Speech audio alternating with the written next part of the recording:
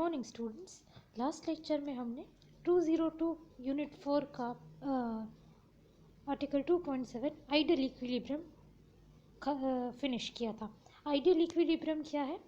जब parent atom की और डॉटर एटम की एक्टिविटी सेम हो। पेरेंट एटम की एक्टिविटी मतलब लैम्डा एन ए और डॉटर की एक्टिविटी मतलब लैम्डा बी एन बी। जब ये सेम हो उस सिचुएशन को आइडियल इक्विलिब्रियम यानी कि आदर्श संतुलन कहते हैं। और ये कब होता है? At time t is equal to T max. जब ग्राफ में ये टाइम हो, ये इस टाइम पे आपको आइडियल इक्विलिब्रियम देखने को मिलता है। अब हम देखेंगे कि ट्रांजिएंट इक्विलिब्रियम और सेक्युलर इक्विलिब्रियम क्या होता है। Consider a daughter short lived then parent. अब शॉर्ट लिव्ड, डॉटर की लाइफ टाइम पेरेंट से कम है, तो डॉटर की लाइफ टाइम पेरेंट से कम है, T B is less than T A.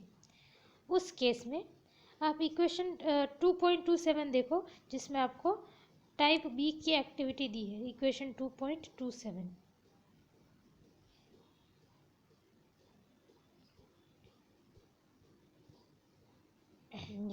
Equation 2.27 में आपको एन बी दिया है।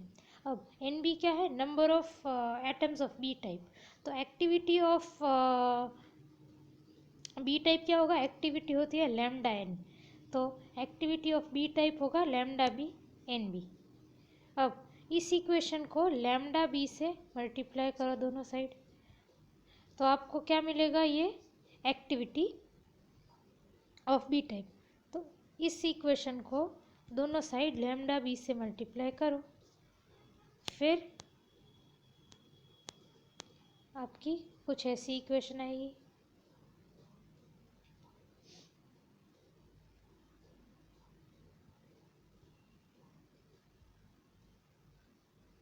ठीक है। अब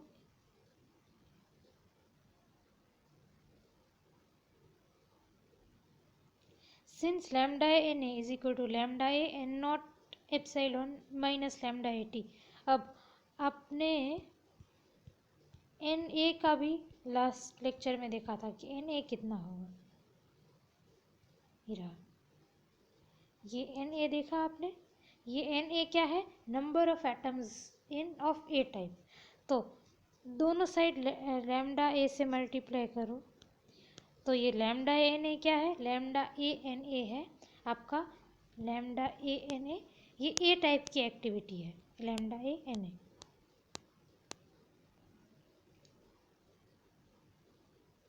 तो उस इक्वेशन को लैम्डा ए से मल्टीप्लाई किया दोनों साइड और यहाँ पे लिखा। ठीक है।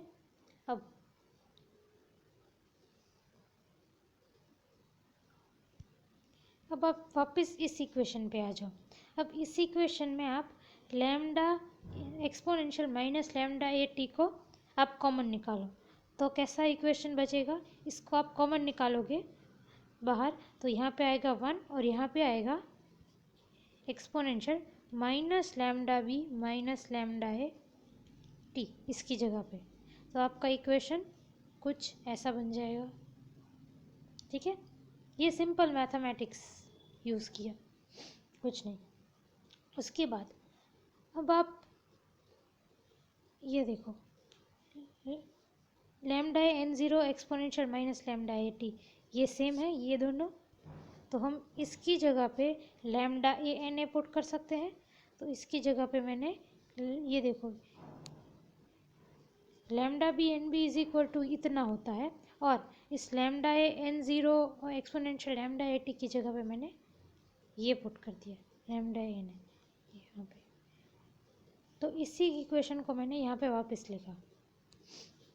अब आपको पता है lambda B is equal to 1/टी B and lambda A is equal to 1/टी है। तो ये मैंने यहाँ पे लैम्डा बी और लैम्डा ए की जगह पे ये दोनों पुट किए, और उसके बाद लैम्डा ए एन ए को मैं नीचे इस तरफ ले LHS में, तो आपका इक्वेशन कुछ ऐसा बना। For large value of T.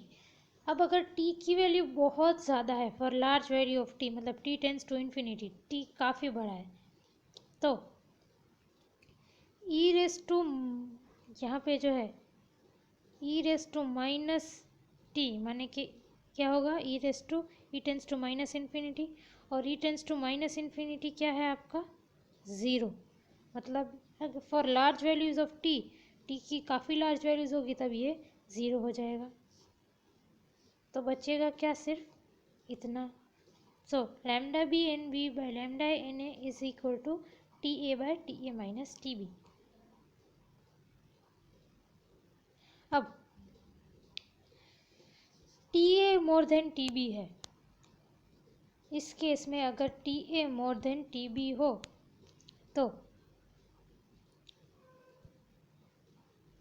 T A by T, ये अगर T A more than T B हो तो इसकी वैल्यू भी ग्रेटर देन वन होगी, विच मीन्स कि लैम्डा बी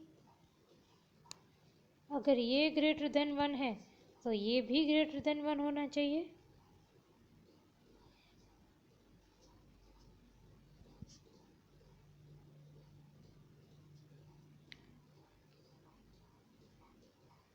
ठीक है।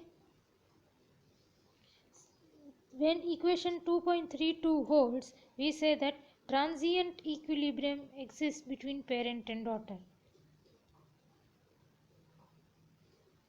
इसे हम ट्रांजिएंट इक्विलिब्रियम कहेंगे। जब जब इस तरह का कोई सिचुएशन खड़ी होगी, जब ये वाली इक्वेशन होल्ड होगी, तब उस इक्विलिब्रियम को हम ट्रांजिएंट इक्विलिब्रियम कहेंगे। एक आपको यहाँ पे ट्रांजिएंट इक्विलिब्रियम का एग्जाम्पल भी दिया है।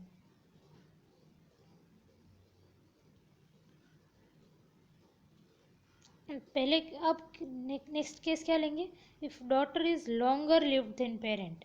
पहले क्या था कि daughter is shorter lived, daughter का लाइफ पेरेंट से कम है।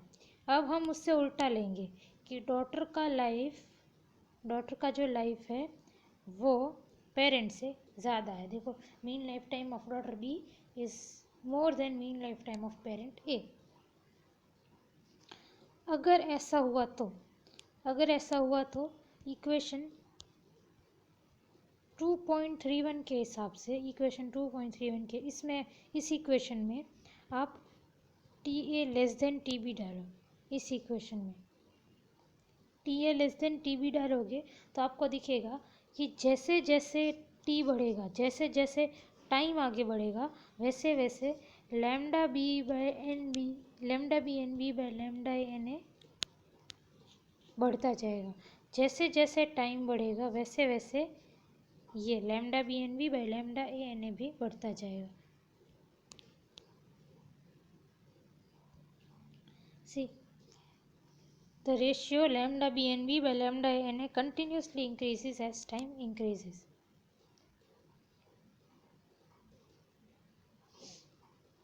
And after sufficient time, the activity of daughter becomes independent of the residual activity of parent, and there can be no equilibrium between them. और एक sufficient time जब पास हो जाएगा ना, उसके बाद एक्टिविटी, डॉटर की एक्टिविटी मतलब लैम्डा बी एन बी और पेरेंट की activity lambda A N A के बीच कोई रिलेशन ही नहीं रहेगा। Activity of daughter activity of parent से इंडिपेंडेंट हो जाएगी, डिपेंडेंट ही नहीं रहेगी। और इस केस में उन दोनों के बीच कोई इक्विलिब्रियम हो ही नहीं पाएगा।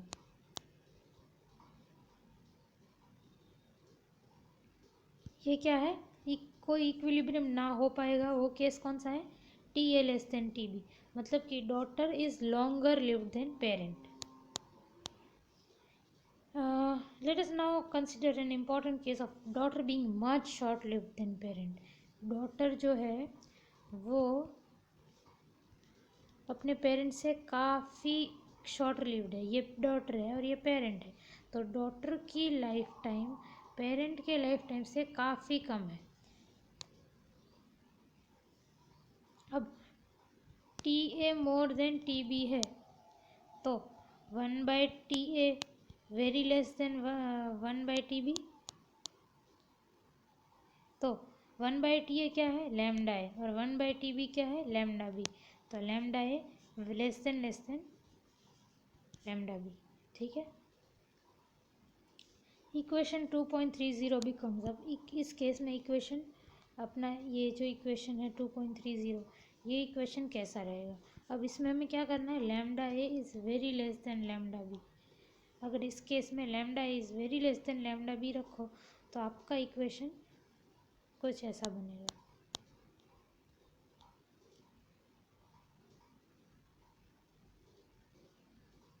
ये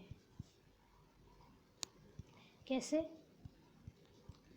तो अब आप इस इक्वेशन में लैम्डा बी, लैम्डा ए जो है वो लैम्डा बी से काफ़ी कम है। ठीक है। तो lambda B minus lambda A is nearly equal to lambda B, है ना। Lambda B minus lambda is nearly equal to lambda B, क्योंकि लैम्डा है तो काफ़ी छोटा है, वो माइनस करो तो कोई फ़र्क नहीं पड़ता। तो ये nearly equal to lambda B हो जाएगा। तो लैम्डा बी और लैम्डा बी आप कैंसिल कर पाओगे। और यहाँ पे भी lambda A is very less, ये lambda B minus lambda A है, उसकी जगह पे यहाँ पे भी आप खाली माइनस लैम्डा बी लिख दो।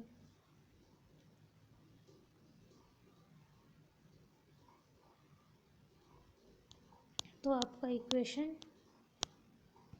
ये रहा, आया ऐसा। अब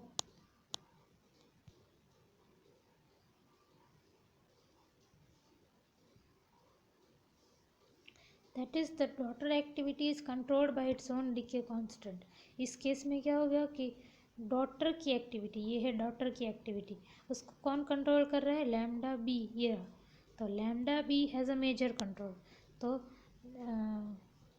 activity of daughter is controlled by its own decay constant, that is lambda B. Exponential में सिर्फ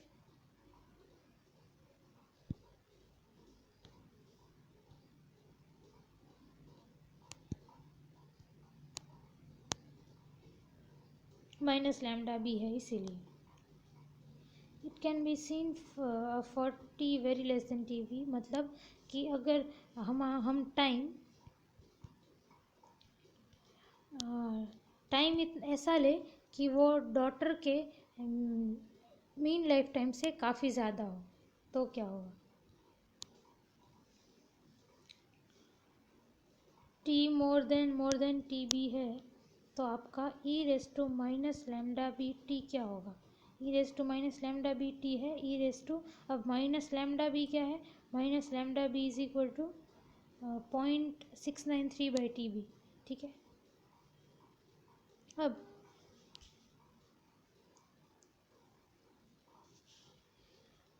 यहाँ पे देखो T/TB, ये माइनस, यहाँ पे माइनस आएगा, मत भूलना, ये माइनस रखना यहाँ पे। अब T काफ़ी बड़ा है TB से, तो T/TB भी काफ़ी बड़ा होगा 1 से, मतलब बहुत बड़ी वैल्यू। और ई रेस टू काफ़ी बड़ी value tends to infinity, E raise to minus काफ़ी बड़ी वैल्यू मतलब टेंस टू इन्फिनिटी बोल सकते हो। तो ये यहाँ पे माइनस होगा, ठीक है, माइनस मत भूलना, e raise to minus infinity that tends to zero, तो ये ज़ीरो। तो ये आपका, ये अभी देखा हमने, e raise to minus lambda B T zero, तो बचेगा क्या, इतना, lambda B N B is equal to lambda A N A. और ये कब वैलिड है, ये तब वैलिड है जब daughter is much short lived then parent, मतलब कि डॉटर का मीन लाइफ टाइम जो है, जीवन काળ એ પેરેન્ટ કરતાં બહુ ઓછો હોય, અને આપણે टाइम જે છે એ टाइम जो है हम डॉटर के मीन लाइफ टाइम, डॉटर के जीवन काल से काफ़ी ज़्यादा लेते हैं टाइम, तब ये पॉसिबल है, ये ही पॉसिबल है। अब इस केस में लैम्डा बी एन बी क्या है, एक्टिविटी ऑफ डॉटर, ये क्या है, एक्टिविटी ऑफ पेरेंट। तो In these cases, daughter's activity equals parent activity, and the equilibrium is called secular equilibrium. अब इसको हम सेक्युलर इक्विलिब्रियम कहेंगे. सेक्युलर इक्विलिब्रियम कब होगा? तब होगा जब daughter is much short lived then parent and we take time very much greater than the mean lifetime of daughter. तब lambda B N B is equal to lambda N A होगा. उसे हम secular equilibrium कहेंगे. इससे आप idol equilibrium यानी कि आदर्श संतुलन से कंफ्यूज मत करना. ये ideal equilibrium T is equal to T max पे होने वाला है. Exist only at the moment T max. Ideal equilibrium में भी यही होता है. आइडल इक्विलिब्रियम में भी lambda A N A is equal to lambda B N B होता है. लेकिन कब? At the time T is equal to T max, तभी आइडल इक्विलिब्रियम होगा.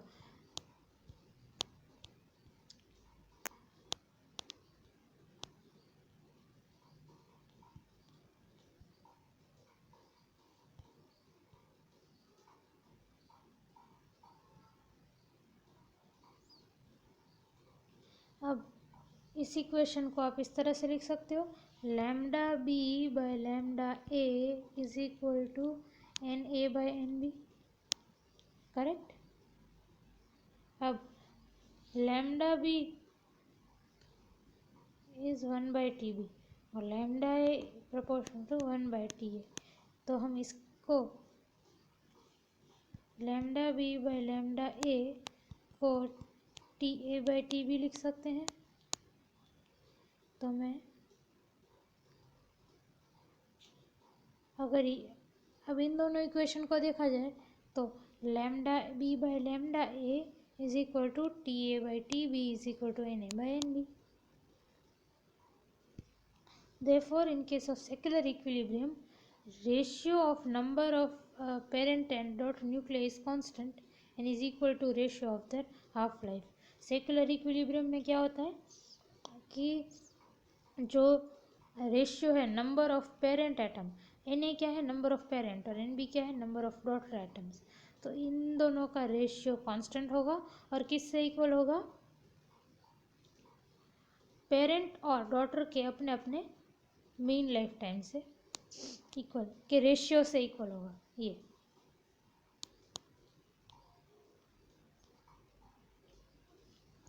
radioactive series. When naturally occurring radioactive isotopes were studied, scientists found that they could be divided into 4 series. जब radioactive isotope को study किया गया था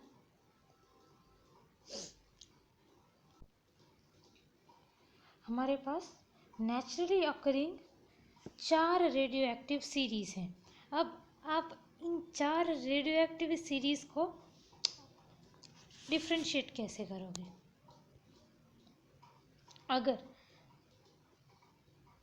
elements हैं, ऐसे elements हैं जिनका mass number 4 into N, where N into N is N integer, तो मास नंबर 4n वाली सीरीज को आप थोरियम सीरीज कहेंगे.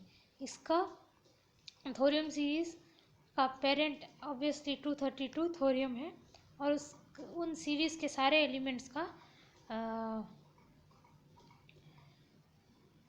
मास नंबर 4n होगा और पेरेंट जो है आपका थोरियम, उसका लाइफ टाइम है 1.39 इंटू 10⁻10 ईयर्स.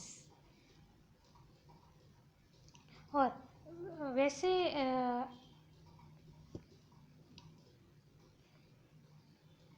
एटम्स, वैसे रेडियो एक्टिव एटम्स जिनके mass number is equal to 4n+1 हो, वो नेपच्यूनियम सीरीज है.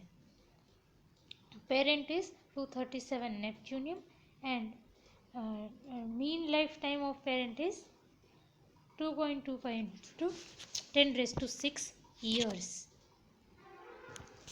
फिर ऐसे एटम्स जिनका मास नंबर है 4n+2, उन्हें यूरेनियम सीरीज कहते हैं और उसका पेरेंट है 238 यूरेनियम और लाइफ टाइम है 4.51 इंटू 10⁻9 ईयर्स.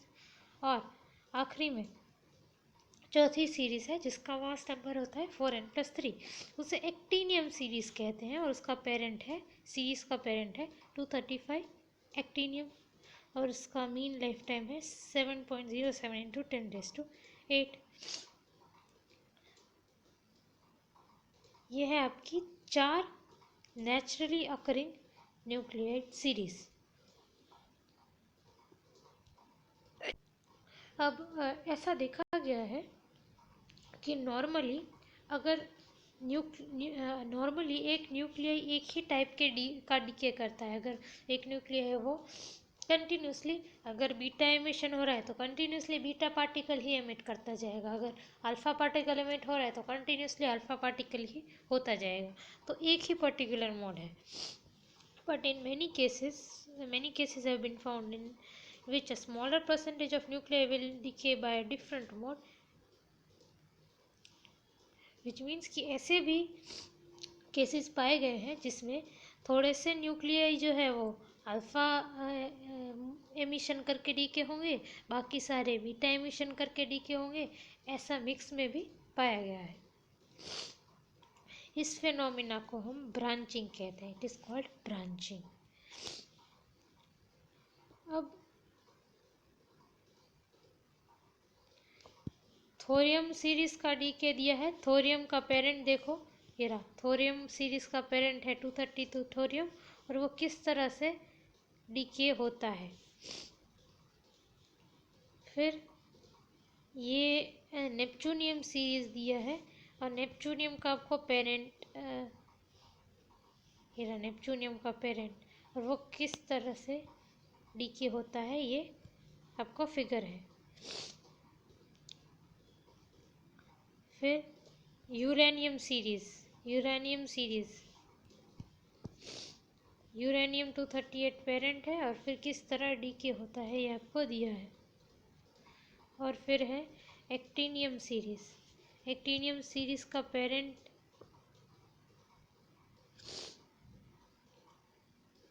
और फिर वो किस तरह से डीके होता है। एक्टिनियम सीरीज का पेरेंट है एक्टिनियम और वो किस तरह से डीके होता है वो भी दिया है।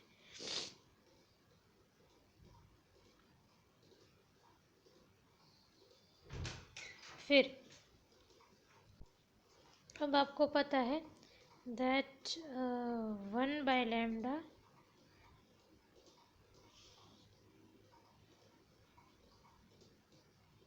tau is equal to 1/λ।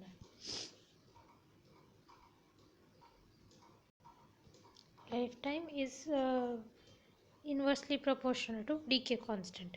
अब अगर हमारे पास हमारा ब्रांचिंग क्या है, ब्रांचिंग मतलब कि किसी एक पर्टिकुलर मोड से नहीं, दो मोड से, कोई भी दो मोड से कुछ न्यूक्लियाई जो है वो अल्फा एमिशन से करेंगे, कुछ न्यूक्लियाई जो है वो बीटा एमिशन करेंगे। तो दो मोड है। तो अल्फा एमिशन का डीके कांस्टेंट है डेल्टा अल्फा और बीटा मोड का lambda beta, lambda alpha lambda beta.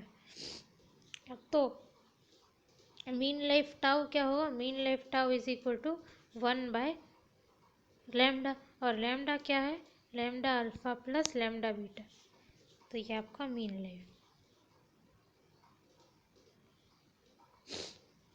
और टाउ अल्फा क्या है, mean life through alpha emission और टाउ बीटा क्या है, mean life through beta emission. तो टोटल मीन लाइफ क्या होगी 1/टाउ अल्फा प्लस 1/टाउ बीटा। 1/टाउ इज इक्वल टू 1/टाउ अल्फा प्लस 1/टाउ बीटा। और lambda alpha by lambda beta को ब्रांचिंग रेशियो भी कहते हैं। Now radioactive isotopes of lighter elements. The lowest atomic number among the naturally occurring radioactive series is found to be 81. अब आपने देखा कि जब आप naturally occurring radio active elements देख रहे थे तब ये देखो उसके मास नंबर्स काफ़ी ज़्यादा हैं। सी काफ़ी ज़्यादा है मास नंबर्स, मतलब हेवी न्यूक्लियस है।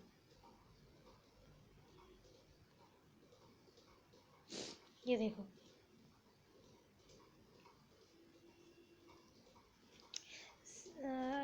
Naturally occurring radio active isotopes वाली सीरीज जब हमने डिफाइन की थी, तो Z=81 से Z=92, मतलब प्रोटॉन नंबर फ्रॉम 81 टू 92। और ये प्रोटॉन नंबर 81 से 92, इन्हें हम क्या कहेंगे? इन्हें हम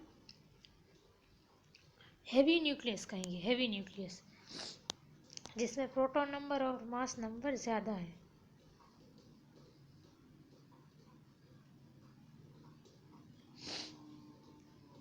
The radioactive isotopes और lower atomic number have also been found in nature। तो हमने अभी जो रेडियो एक्टिव सीरीज की बात की वो सारे हैवी न्यूक्लियस की बात कर रहे थे, पर नेचर में लोअर एटॉमिक नंबर के भी न्यूक्लियस मौजूद हैं। पर इन ये जो सारे रेडियो एक्टिव आइसोटोप्स हैं लोअर एटॉमिक नंबर के, ये देखो यहाँ पे लोअर एटॉमिक नंबर, हाइड्रोजन का आइसोटोप मौजूद है, कार्बन है, पोटेशियम, स्ट्रोंशियम, ये सारे भी रेडियो एक्टिव एलिमेंट्स हैं विथ लोअर एटॉमिक नंबर। ये देखो एटॉमिक नंबर कम है, पर ये जो आइसोटोप्स है ना, वो दे हैव वेरी लो अबंडेंसेस। अबंडेंसेस मतलब कि कितनी मात्रा में है, काफ़ी कम मात्रा में है। लाइटर एलिमेंट्स के जो रेडियो एक्टिव आइसोटोप्स है ना, वो काफ़ी कम मात्रा में मौजूद हैं नेचर में।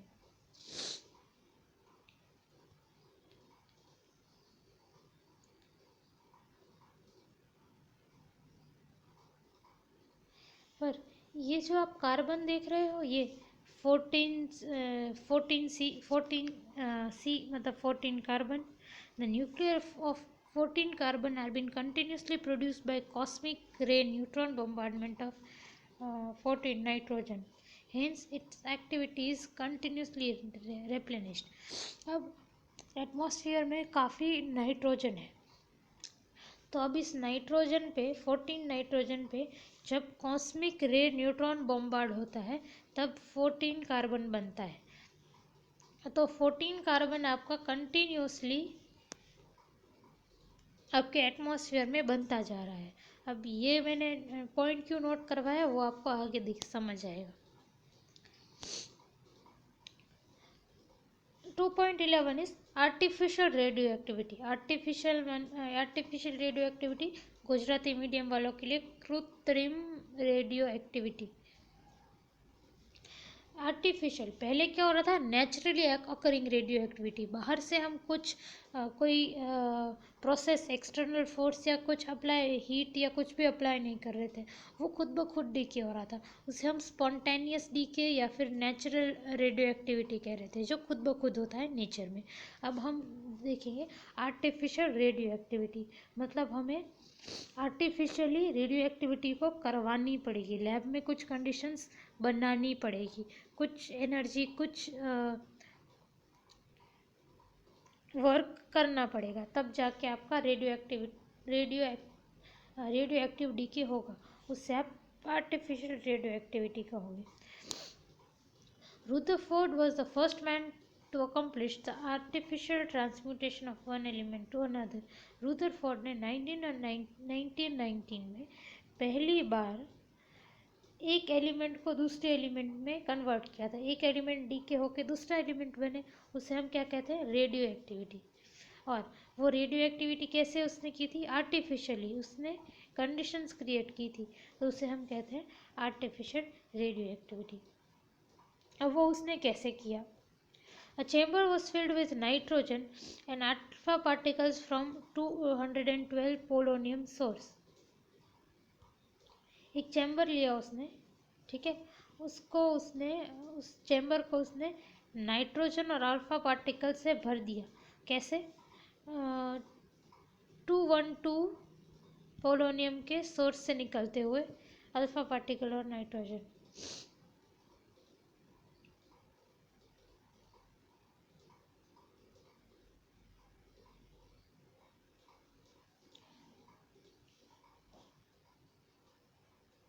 ओके, फिर से chamber was filled with nitrogen, ये पूरा चेम्बर जो है वो नाइट्रोजन से भरा था। Chamber was filled with nitrogen and alpha particles from this source. अब ये आपका सोर्स है, सोर्स मतलब जिसमें से कुछ निकले। तो 212 पोलोनियम में से आपके अल्फा पार्टिकल 212 पोलोनियम सोर्स के डीके होने से आपके अल्फा पार्टिकल्स निकल रहे थे। तो ये इस सोर्स में से जो अल्फा पार्टिकल्स निकलेंगे वो नाइट्रोजन पे जाके बम्बार्ड होंगे। अल्फा पार्टिकल किस पे जाके बम्बार्ड होंगे? चेम्बर में नाइट्रोजन भरा है और सोर्स से अल्फा पार्टिकल निकल रहे हैं इस सोर्स से, तो अल्फा पार्टिकल जो है वो नाइट्रोजन पे बम्बार्ड होंगे। The thick the sheet of silver foil with thick enough to absorb alpha particles were absorbed was placed over an opening in the chamber. The screen made from ZNS was placed outside the opening, and microscope N could observe the scintillation produced on this screen. Zinc sulfide is fluorescent under radioactive rays. अब इस portion को, chamber के बाहर के इस portion को ZNH से coat किया गया था। अब ZNS है ना, that is fluorescent under radioactive rays, मतलब जब रेडियो एक्टिव अल्फा रेज उस पर पड़ेगी, रेडियो एक्टिव रेज पड़ेगी, तब ZNS फ्लोरोसेंट हो जाएगा, मतलब आपको फ्लोरोसेंट कलर दिखेगा। और जब अल्फा पार्टिकल इस पे पड़े तब ZNS फ्लोरोसेंट हो जाएगा। अब फ्लोरोसेंट होगा तो अब आप उसको माइक्रोस्कोप से देख सकते हैं कि ये फ्लोरोसेंट हुआ।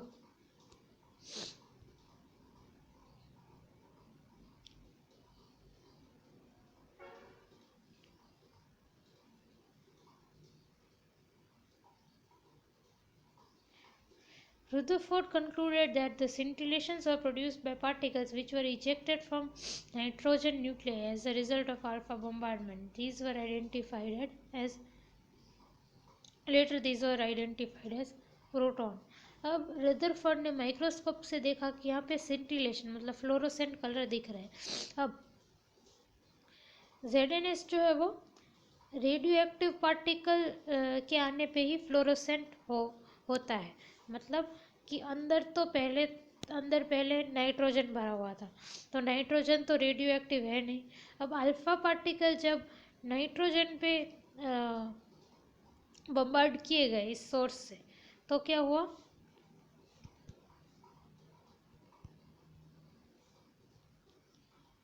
तो कुछ पार्टिकल निकले और वो पार्टिकल है वो पार्टिकल रेडियो एक्टिव होने चाहिए, तो ही आपके यहाँ पे आपको फ्लोरोसेंट स्क्रीन दिखेगी। तो फ्लोरोसेंट स्क्रीन दिखी मतलब कुछ तो रेडियो एक्टिव पार्टिकल एमिट हो रहे थे। अब रेडियो एक्टिव पार्टिकल एमिट होंगे तो आपका ये जो नाइट्रोजन है वो भी दूसरे किसी में कन्वर्ट हो जाएगा, दूसरे किसी एटम में। तो ये देखो 14 अपना नाइट्रोजन हम ऐसे लिख सकते हैं 14 नाइट्रोजन। अब अल्फा पार्टिकल क्या होता है? अल्फा पार्टिकल होता है हीलियम। तो उससे पता चला कि जब जो फ्लोरोसेंट आपका स्क्रीन है वो किसके कारण हो रहा है?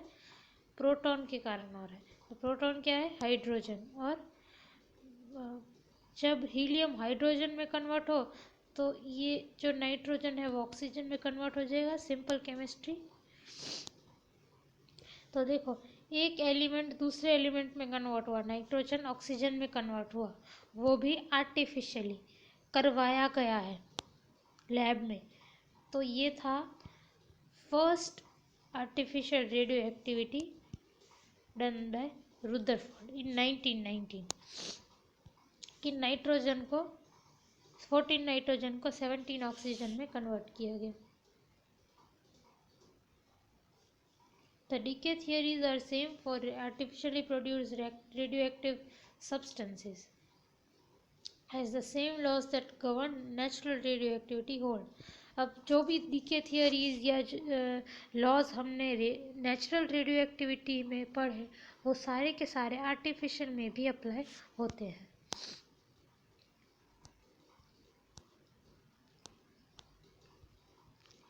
Now determination of age of earth, हमारा अर्थ कितना पुराना है ये हम कैसे मेजर करेंगे? ये हिस्टोरियंस या आर्कियोलॉजिस्ट या साइंटिस्ट कैसे या जियोलॉजिस्ट कैसे मेजर करते हैं कि आपका अर्थ का एज कितना है? Radioactivity is the best clock we can employ to estimate absolute age of earth. तो ऐसी तो कोई क्लॉक बनी नहीं है जो अर्थ जब से फॉर्म हुआ तब से वो क्लॉक चली आ रही है, ऐसी कोई क्लॉक नहीं बनी। तो हम रेडियो एक्टिविटी यूज़ करते हैं, रेडियो एक्टिविटी को यूज़ करते हैं to estimate the absolute age of earth. Age of earth find out करने के लिए हम रेडियो एक्टिविटी यूज़ करते हैं। क्यों? क्योंकि radioactivity is unaffected by environmental change, natural upheavals like earthquake, storms etcetera.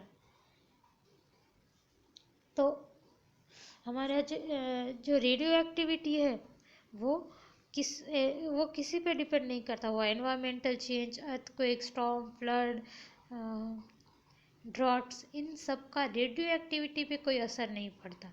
तो अर्थ में कुछ भी हुआ हो, कोई भी क्लाइमेट चेंज आया हो, कोई भी नेचुरल कैलामिटी आई हो, उससे उसका रेडियो एक्टिविटी पे कोई फ़र्क नहीं पड़ेगा। तो इसीलिए हम रेडियो एक्टिविटी यूज़ करते हैं। अब the determination of geological ages is done by lead methods. अब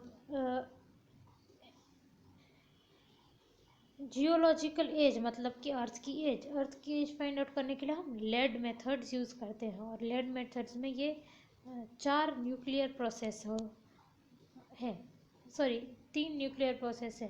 पहला यूरेनियम 238 8 अल्फा पार्टिकल एमिट करके 206 लेड बन जाएगा। दूसरा 235 यूरेनियम 7 अल्फा पार्टिकल एमिट करके 207 लेड बनेगा। फिर 232 थोरियम 6 अल्फा पार्टिकल एमिट करके 208 लेड बनेंगे। Now consider the uranium 238 series. The stable end product 206 Pb। तो इसका एंड प्रोडक्ट क्या है? एंड में है 206 Pb। अब 206 लेड जो है वो स्टेबल है। स्टेबल एटम मतलब कि उसका लाइफ टाइम इनफाइनाइट होगा, उसका मीन लाइफ टाइम इनफाइनाइट होगा। स्टेबल मतलब कि वो दूसरे किसी एटम में कन्वर्ट नहीं हो रहा, स्टेबल पड़ा हुआ है। अब वो दूसरे किसी एटम में कन्वर्ट नहीं हो रहा मतलब उसकी लाइफ टाइम इन्फिनिटी है, वो उसी स्टेट में पड़ा ही हुआ है। तो अगर स्टेबल है तो मीन लाइफ टाइम इन्फिनिटी है, मतलब कि डीके कांस्टेंट जो है वो 1/τ 0 है। मतलब स्टेबल एंड प्रोडक्ट का डीके कांस्टेंट 0 है, इसका डीके कांस्टेंट 0 है। और यूरेनियम सीरीज यूरेनियम 238 का हाफ लाइफ है 4.5 into 10⁻⁹ years। Hence after sufficient time, say billion years, the only elements present in any appreciable amount will be uranium and lead। मतलब कि ये लगभग बिलियन ईयर्स जितना हुआ, तो लगभग बिलियन ईयर्स के बाद इस सीरीज को देखने जाओ तो क्या बचेगा? तो सिर्फ लेड और थोड़ा सा यूरेनियम बचेगा लगभग बिलियन ईयर्स के बाद। इसकी हाफ लाइफ टाइम है 4.5 into 10⁻⁹, मतलब लगभग बिलियन ईयर्स इतना। तो लगभग बिलियन ईयर्स के बाद क्या बचेगा? लेड और थोड़ा सा यूरेनियम।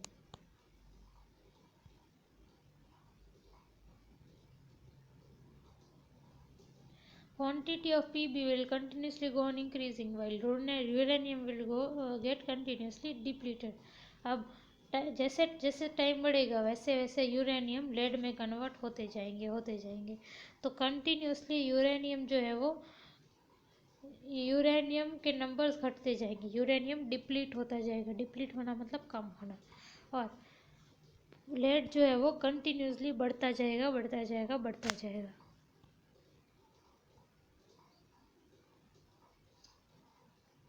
तो आप कुछ इस तरह से ले सकते हो कि यूरेनियम को आप एक टैंक इमेजिन करो जिसमें ऊपर वाले टैंक में पानी भरा है वो है यूरेनियम, और नीचे वाले टैंक में जो है वो लेड है।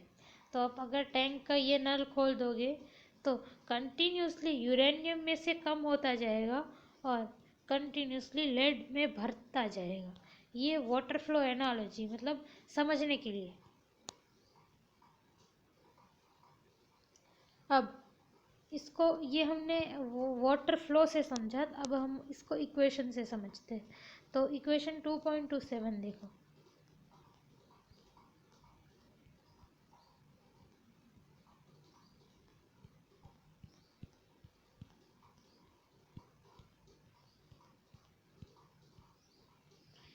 इक्वेशन 2.27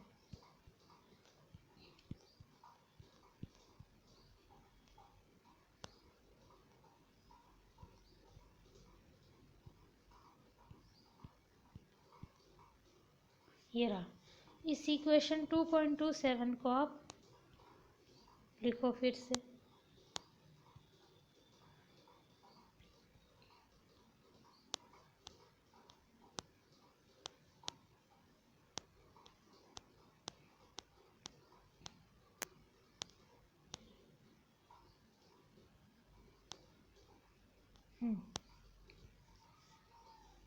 ये हमने लिखा।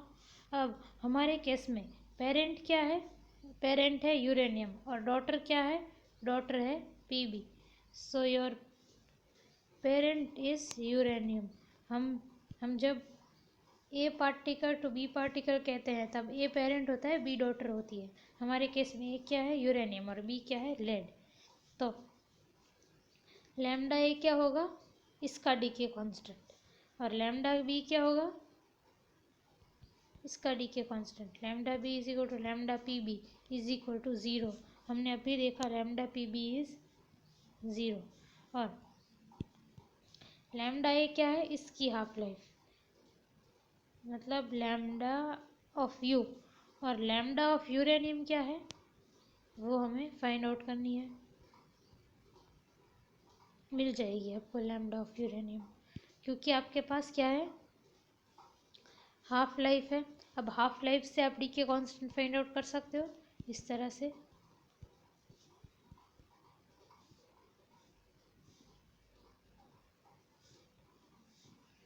हाफ लाइफ अगर आपके पास टी है तो 0.693/T is equal to lambda, ये हमने लास्ट लेक्चर में देखा है। अब लैम्डा ए क्या है हमारा? Lambda U. और लैम्डा बी क्या है? Lambda P B, that is zero, वो अभी मैंने बताया। अब बी क्या, एन बी क्या होगा? N B is equal to N P B, मतलब नंबर ऑफ डॉटर, मतलब नंबर ऑफ योर लेड। फिर से हमारा पेरेंट है यूरेनियम और डॉटर है लेड। तो एन ए की जगह मैंने एन यू लिखा, एन बी की जगह मैं एन पी बी लिखूँगी। फिर लैम्डा ए की जगह मैं लैम्डा यू लिखूँगी, और लैम्डा बी की जगह मैं लैम्डा पी बी लिखूँगी, और लैम्डा पी बी आपका ज़ीरो है, ये ध्यान में रखना।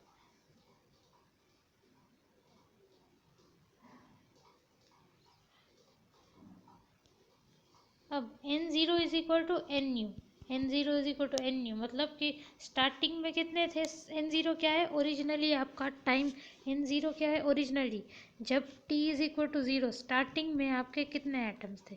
स्टार्टिंग में कितने एटम्स थे? स्टार्टिंग में एन यू जितने एटम्स थे, क्योंकि स्टार्टिंग में आपका सिर्फ और सिर्फ यूरेनियम था।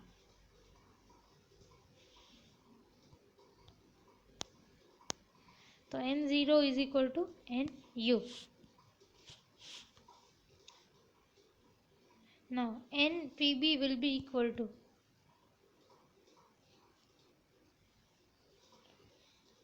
यहाँ पे लैम्डा बी की वैल्यू 0 रखो, लैम्डा ए की जगह पे लैम्डा यू रखो, फिर एन बी की जगह पे एन पी बी रखो और एन ज़ीरो की जगह पे एन यू रखो। फिर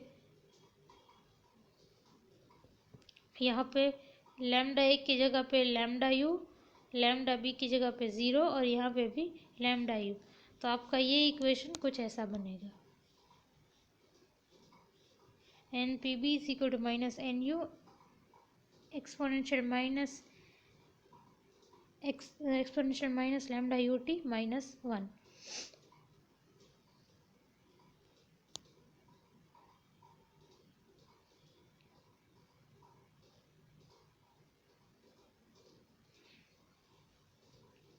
अब इस माइनस साइन को अंदर ले जाओ तो आपका एन पी बी क्या बनेगा, N U 1 minus exponential minus lambda U T. अब इसको आप नीचे ले आओ तो N P B by N U is equal to 1 minus exponential minus lambda U T. अब इस 1 को इस तरफ ले आओ तो 1 माइनस इसको यहाँ पे ले आओगे तो आपका बनेगा 1 minus N P minus by N U is equal to exponential minus lambda U T. इसको सॉल्व करो तो आपका कुछ ऐसा इक्वेशन बनेगा, E lambda U exponential lambda U T is equal to N U plus N P B by N U.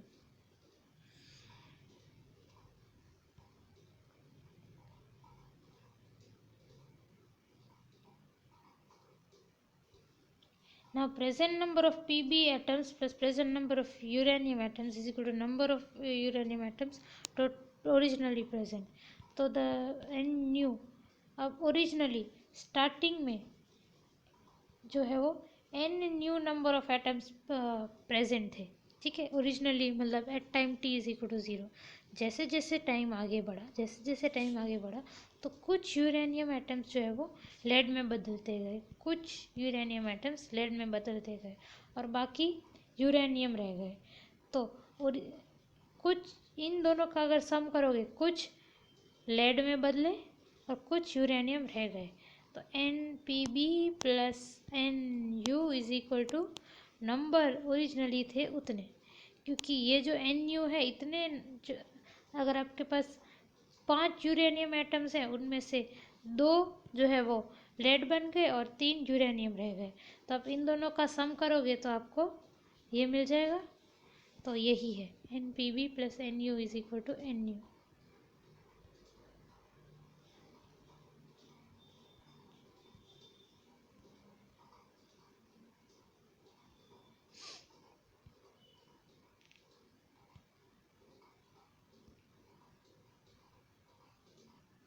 अब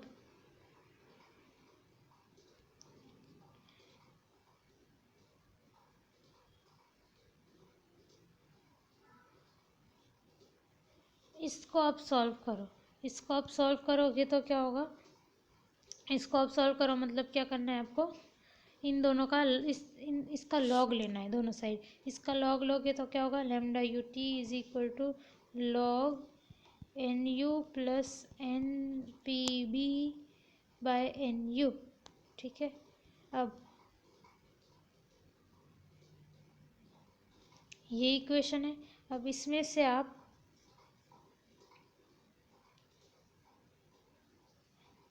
lambda you को subject of equation बनाओ तो 1/t नीचे आ जाएगा, तो आपको लैम्डा न्यू मिल गया। अगर आप टी को सब्जेक्ट ऑफ इक्वेशन बनाओगे इसमें से, इसको हमने लॉग किया तो lambda U T is equal to log N U plus N P B by N U, ये है। अब इसमें से अगर आप टी को सब्जेक्ट ऑफ इक्वेशन बनाओ और लैम्डा न्यू को इस तरफ ले जाओ तो आपका टी मिल जाएगा। तो टी क्या है आपका, टाइम कितना पास हुआ। तो अब आप अर्थ के आप किसी भी सैंपल में, मतलब अब ये फॉर्मूला टी का मैंने यहाँ पे लिखा है ये। तो अगर आपके पास लैम्डा यू तो है, मैंने आपको बताया कि यूरेनियम का डी के कांस्टेंट कैसे फाइंड आउट किया जाता है। तो अगर आपके पास एन पी बी और एन यू, मतलब कि नंबर ऑफ लेड एटम्स और नंबर ऑफ यूरेनियम एटम्स हैं, तो आप ये फाइंड आउट कर सकते हो कि वो कितना पुराना सैंपल है। फॉर एग्जाम्पल हमने कोई भी रॉक ले लिया, ठीक है, कोई भी रॉक लिया। अब उस रॉक में हम अगर ये जान पाए कि उस रॉक में कितने लेड एटम्स हैं और कितने यूरेनियम एटम्स हैं, तो हम ये फाइंड आउट कर पाएंगे कि वो रॉक जो है वो कितना पुराना है। The oldest surface rocks have been found to be 3 into 10⁹ years। अभी तक जितनी भी स्टडीज हुई है उसमें पुराना में पुराना, ओल्डेस्ट में ओल्डेस्ट रॉक जो है वो उसकी age 3 into 10⁹ years find out की गई है। When the same method is applied to determine the age of meteorites, meteorites की एज जब फाइंड आउट करने की कोशिश की गई इसी सेम मेथड से, तो पाया गया कि वो 4.5 into 10⁹ ईयर्स पुराने हैं। और ये ही एज है आपके अर्थ की। सो एज ऑफ अर्थ क्या है, एज ऑफ अर्थ है 4.5 into 10⁹ नेक्स्ट है carbon dating archaeological time scale. अब ये कार्बन डेटिंग क्या है, आपका कोई भी पेड़ या फिर कोई भी फॉसिल कितना पुराना है वो आप कैसे फाइंड आउट करोगे, कार्बन डेटिंग से। फॉसिल मतलब कोई भी ફોસિલ का मतलब गुजराती में होता है अवशेष। કોઈ પણ આપણે કોઈ પણ વસ્તુનો આપણે અવશેષ મળે એમાંથી એ કેટલું જૂનું છે એ કઈ રીતે ફાઇન્ડ આઉટ કરવું।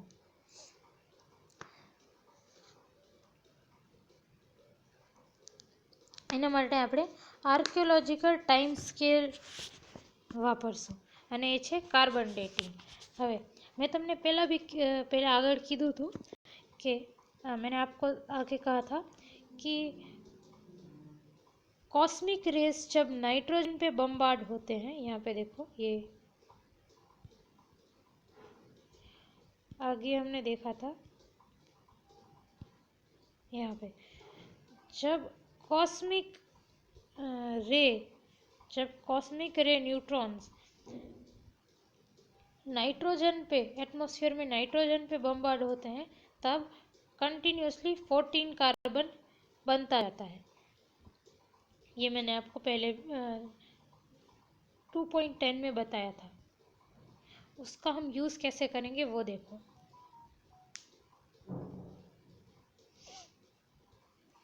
एटमॉस्फेयर में 14C कंटिन्यूसली बनता ही जा रहा है, किसके कारण, कॉस्मिक रेस के कारण। तो आपका न्यूक्लियर रिएक्शन कुछ इस तरह से, जैसे मैंने कहा कि कॉस्मिक रे के कारण जब नाइट्रोजन पे न्यूट्रॉन बम्बार्डमेंट हो तो आपका कार्बन और प्रोटॉन बनता है। अब 14C is a neutron rich isotope of carbon which is beta active. अब 14C जो है वो बीटा एमिशन करता है, बीटा माइनस पार्टिकल एमिट करता है। और इसकी लाइफ टाइम 14C की लाइफ टाइम है, सॉरी हाफ लाइफ, 14C की हाफ लाइफ है 5730 ईयर्स।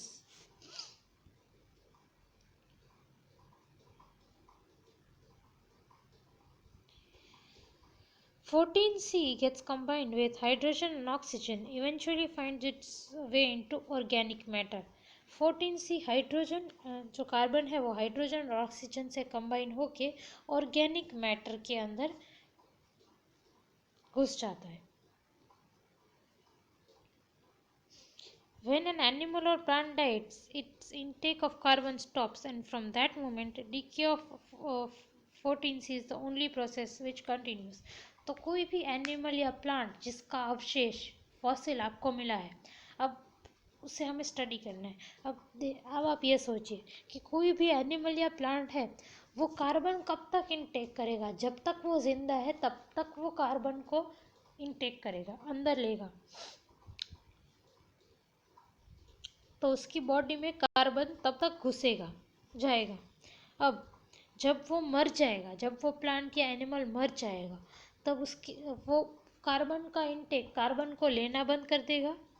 तो अब जो उसकी बॉडी में कार्बन बचा है, वो कार्बन डीके ही होना है, कार्बन डीके ही होगा इस प्रोसेस से, बीटा माइनस डीके से, बीटा माइनस डीके ही होना है।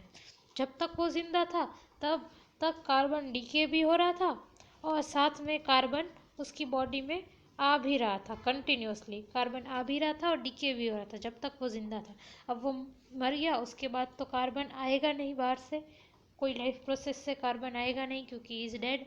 तो बच क्या होगा, अंदर बॉडी के कार्बन का वो डीके होगा।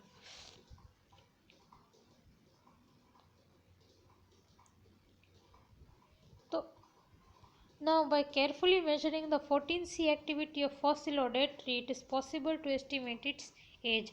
मतलब अब मैंने जैसे कहा कि उसके मरने के बाद तो सिर्फ 14 कार्बन डीके ही होगा, तो ये प्रोसेस होगा। तो अब उसकी बॉडी में कितना 14 कार्बन प्रेजेंट है, कितना कार्बन प्रेजेंट है, वो अगर हम मेजर कर लें तो हमें पता चल जाएगा कि ये कितना पुराना है, क्या एज है इसकी। तो इस तरह से आपका